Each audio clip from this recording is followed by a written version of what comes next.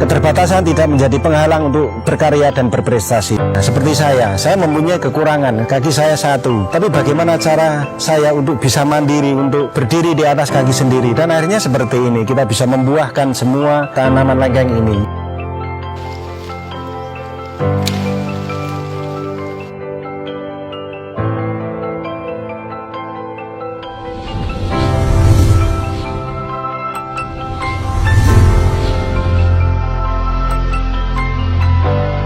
Perkenalkan, saya Mugianto. Kebetulan saya pengelola kebun buah Borobudur. Lokasinya Jalan Sudirman, Borobudur, Kabupaten Magelang, Jawa Tengah. Awal mulanya kita bertani kelengkeng, terutama kelengkeng kateki ini. Saya kecelakaan dulu tahun 2000, tugas di Ambon, di sana Pamrah Rawan, Maluku. Saya kena ranjau di sana. Ini adalah saya menggunakan kaki palsu.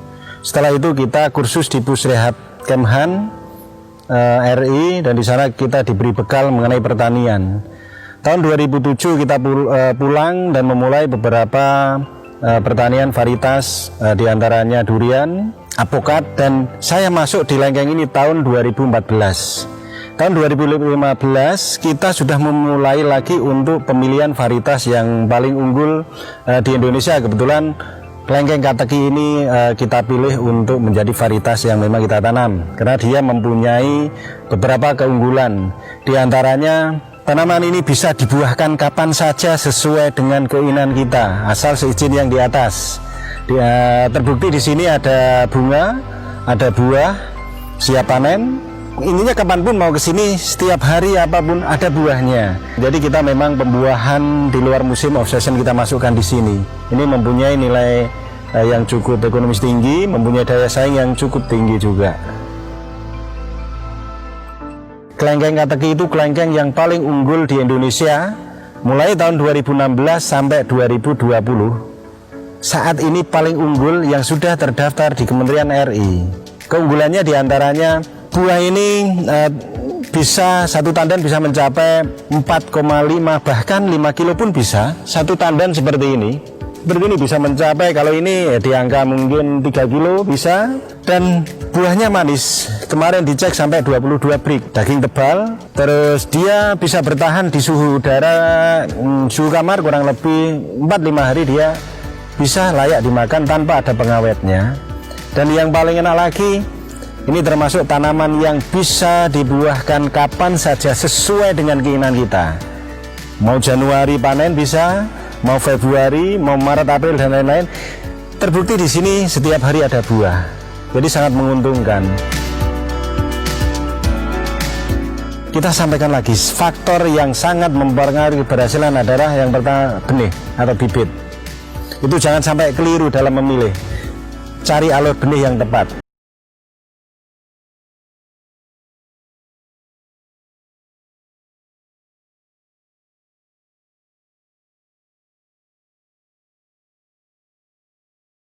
Adalah tanaman umur 5 tahun, sudah panen ada yang 2 kali, ada yang 3 kali. Pemupukan 1 tahun cukup 2 kali. Kalau seandainya belum pembuahan, menjelang kemarau kita melakukan pemupukan. Menjelang musim penghujan sama melakukan pemupukan, cukup 2 kali. Tapi kalau ini kalau sudah berbuah, pasca panen harus ada pemupukan, recovery tanaman, recovery tanah. Kita harus kembalikan unsur-unsur hara yang ada yang terserap oleh tanaman itu, oleh buah. Kebetulan di sana ada jaring. Jadi tujuannya apa? Ini adalah untuk menghalau kelelawar. Jadi ini termasuk tanaman buah yang manis dan enak. Jadi ini adalah kita menangkal kelelawar. Walaupun di atasnya itu masih tanpa ada jaringnya, tapi ya namanya kita harus berbagi dengan makhluk lain. Yang penting kita bisa hidup, bisa menghasilkan, bisa bermasyarakat juga. Kendala di lapangan pasti ada. Kebetulan di sini adalah kondisi kekurangan air di sini. Ini di saat musim kemarau kita sampai satu harinya 3 tangki masuk sini. Jadi kita perjuangannya sangat luar biasa. Kita mencari sumber air menggunakan seperti itu. Tapi dengan kekurangan itu, maka kita mencari bagaimana untuk mengatasinya. Kebetulan di sawah ini atau di kebun buah Borobudur kita menggunakan sistem irigasi pralon. Jadi setiap tanaman ada kerannya sendiri-sendiri, kita buat seperti itu. Jadi saya dengan kondisi seperti ini bisa mengelola tanaman 250 pohon di kebun ini. Saya sekali buka keran bisa menyirami 50 pohon. Jadi keran ini atau sistem ini akan membuat kita lebih mudah, efisien, waktu, tenaga, dan uang. Jadi kita sampaikan kalau mungkin akan bertani, akan berkebun, diusahakan tidak satu lubang untuk mendapatkan hasil. Di sini kita buat konsep sawah seperti ini. Kita buat konsep paling tidak agroedukasi, agroeduwisata. Dari hasil buahnya kita mendapatkan, dari edukasinya kita mendapatkan, dari kunjungan-kunjungan kita. Pokoknya yang penting di sini ada 3 pendapatan selain dari penjualan buah. Sangat luar biasa. Diibaratkan kalau saya menjual salah satu produk atau teh lah. Kalau jualan sekali jual habis tidak dapat uang. Tapi kalau saya di sini buah tidak ada, saya bisa mendapatkan hasil. Dari apa? Kunjungan wisata. Dari apa? Penjualan benih. Dari apa? Edukasinya kita masukkan. Hablum minallah dan hablum minanas kita masukkan di sini. Keterbatasan tidak menjadi penghalang untuk terus berkarya dan berprestasi. Contoh real kenyataan, saya yang mempunyai kaki palsu seperti ini, mempunyai kekurangan, bisa dan mampu mengubah ya minimal ekonomi masyarakat.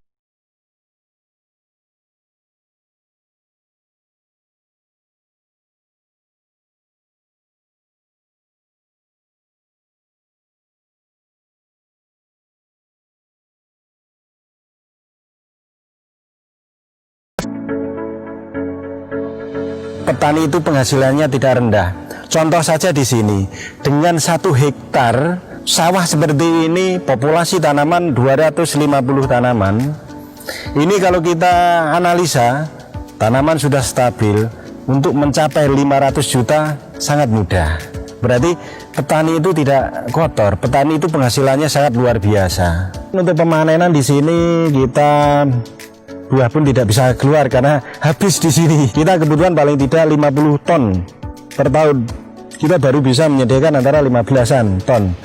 Jadi kita memang masih kekurangan. Kalau di sini pemasaran untuk kelengkeng ini kita tidak kesulitan. Jadi di sini ada tamu seperti tadi, petik, timbang. Petik sendiri, sensasinya sendiri.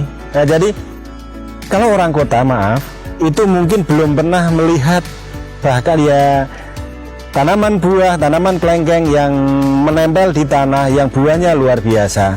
Kalau di sini bisa metik sendiri, bisa rasa atau icip sendiri, bisa nimbang sendiri. Jadi edukasinya di situ. Setelah pulang nanti ada rasa tersendiri. Suatu saat akan kembali lagi ke kebun buah Borobudur. Kalau harga di sini tergantung dari pasar. Kebetulan di sini harga antara 45 sampai 50 ribu harga sekarang. Jadi cukup menjanjikan karena rasa edukasi, rasa metik sendiri itu yang jarang dimiliki oleh di swalayan. Paling swalayan ngambil-ngambil. Kalau di sini metik sendiri pakai gunting. Untuk petani muda, menurut saya sangat menjanjikan sekali. Coba bayangkan, di Indonesia itu kalau bisa membaca peluang sangat luar biasa. Contoh saja, kebutuhan 90.000 lebih ton kita ngambil dari luar negeri. Kenapa? Kalau petani muda yang mempunyai skill, yang mempunyai kesempurnaan fisik, tidak bisa dan tidak mampu.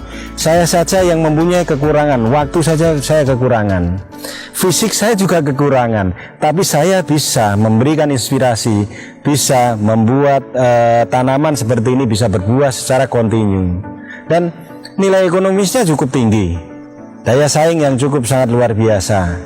Kalau mau mencari ketenangan, kekayaan di petani, yang penting menjadilah petani yang mengikuti inovasi, petani yang mengikuti zaman, menggunakan inovasi teknologi yang cukup luar biasa, membantu program-program pemerintah, Kementerian Pertanian RI.